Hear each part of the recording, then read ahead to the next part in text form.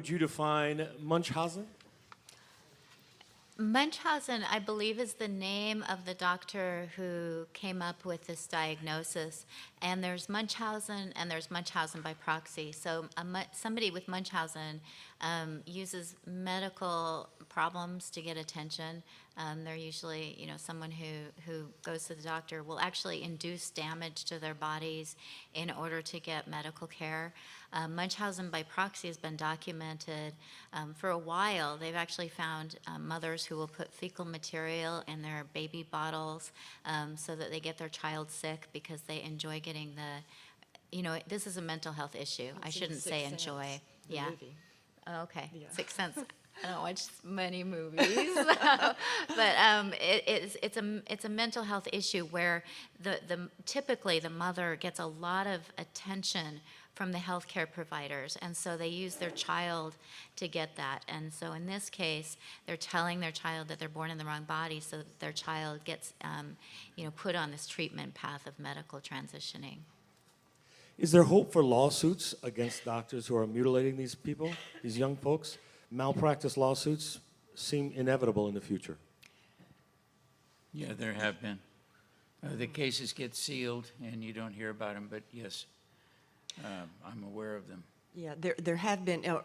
One problem with the lawsuits right now is that the doctors who do this, for the trans industry doctors, are somewhat protected by the fact that the medical professional associations have their guidelines that say, oh yes, this is the way you treat this, with the American Academy of Pediatrics and the Endocrine Society and all of that. They have these guidelines, and when you go into that more clearly, you see that these guidelines are based on nothing, and they're not really dictating how things should be treated. But right now, that is a protective shield for them. But that's being broken down, especially as you come up with the new organizations, the ACPEDs and those people who are countering those. But yes, there will be lawsuits, and that may be what it takes to stop this. The other thing that's happening is that there are some legislative actions going on to try and extend the statute of limitations, because a lot of times these people don't really understand the harms that have occurred until years later, when they realize they did everything they could possibly do to change themselves and it still didn't help. And by then the statute of limitations has run out. So it is hard to get these lawsuits going. But if we can get legislation passed to extend that statute of limitations so these kids have a better chance of getting justice in the end, then I think we will see a quick about face on these interventions. Yeah, they have to file a case within 2 years, and it should be more like 8 or 10. So that's a critical point. Walt, this is directed to you, but I'm sure any of you could comment. How would you handle an adult child bullying family members to address her as male, with a male name and he, etc.? Should you or should you not? Well, every time I get, this is always a critical question. I don't think you can give a pat answer because it really depends on the environment, the family. I would have to know the family to know exactly how you would intervene in that situation. There may be some circumstances where it's appropriate to address them that way, and there may be other circumstances where it isn't. So as a blanket, it's hard to know when you say an adult child, is he 40? Is he 20? Is he an alcoholic? Some of these people that I work with, they're really abusive people, and they really don't, in many cases, deserve to be addressed properly. If they're somebody who's really suffering and dealing and need the love and support of a family, it's a different issue. So there's more to that question that needs to be answered to give a real good answer to it.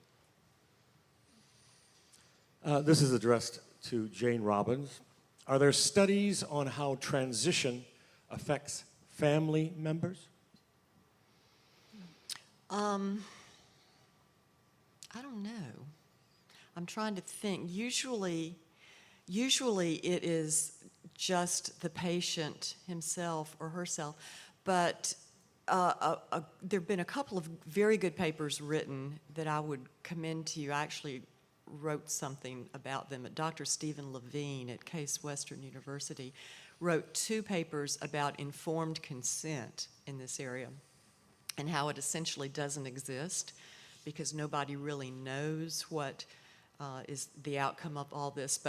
But he addresses the very real problems that generally the people in the trans industry don't address, which is effect on the family, your relationships with your family, and not everybody is going to accept you as your new sex, and how down the road it can just rip things apart, and no one ever really tells you that. They just say, oh, you want to, be pumped full of testosterone? Fine, we'll do that. So if somebody is interested in that topic, I would recommend those 2 papers by Dr. Stephen Levine, because he says that any person in the trans industry who is not explaining that all to the patients and to their parents in the cases of minors is committing malpractice. Dr. Stephen Levine. Levine, Levine, Levine. And I just wanted to also mention, Partners for Ethical Care has been actively trying to get stories from family members of people who have transitioned for all different kinds of reasons.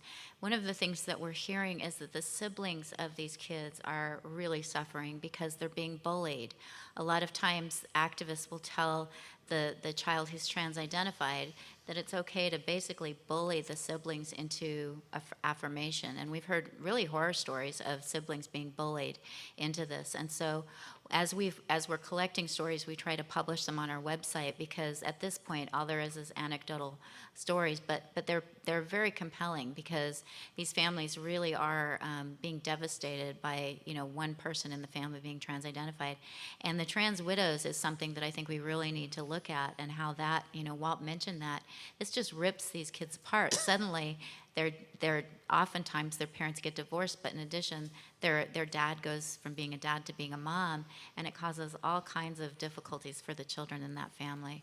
Yeah, I can tell you from my own experience, my daughter unfortunately suffered a great deal from what I did. And one of the reasons why my website says Sex Change Regret is not because I regretted what I did, it's because I regretted what I did to the people that I loved. We only have a few moments. This is for Walt and Aaron. You both related stories of sexual abuse. Is there a relationship between disordered views of sexuality created by the sexual revolution and gender dysphoria? Well, 2 or 3 things happen with that. Yeah, I think there is a correlation between it. I've talked to people that have been sexually abused, and they've actually related to me that they, in their transition, wanted to rid themselves, as a guy who was sexually abused, wanted to rid himself of his genitalia, not because he wanted to become a female or transition, but that's what he did, but actually because he never wanted to be sexually abused again. So ridding himself of his genitalia was a protection against being sexually abused. The idea is, if I get rid of my genitalia, they won't touch me there, they won't abuse me. And so the alternative was to transition. So that has been reported to me more than once. So there is a correlation to that.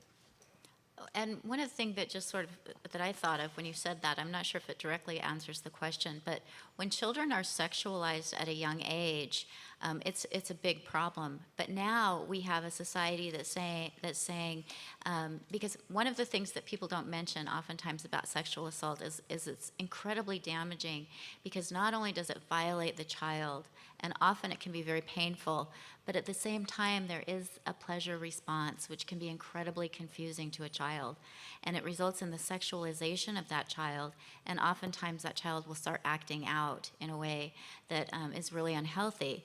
And we recognized it as unhealthy when we were still a sane society, but now we have people telling children that it's normal to be sexual, and so children aren't getting the help that they need to process those difficult and confusing feelings related to the sexual assault. They're just told, it's okay, go out and have sex, go out and have pleasure.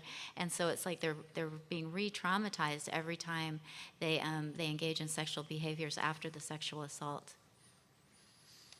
Do any of the speakers want to comment on why the Bible forbids men wearing women's clothing and vice versa, calls it an abomination? I think it's fairly clear from my own life, at least, that a man wearing women's clothing is emotionally and psychologically destructive. It begins to damage you, and I think we're real clear about that. And the fact of the matter is, again, that when the sperm hits the egg, the game is over. You can't change anything, and there's only two genders, male and female. So let's not confuse the issue.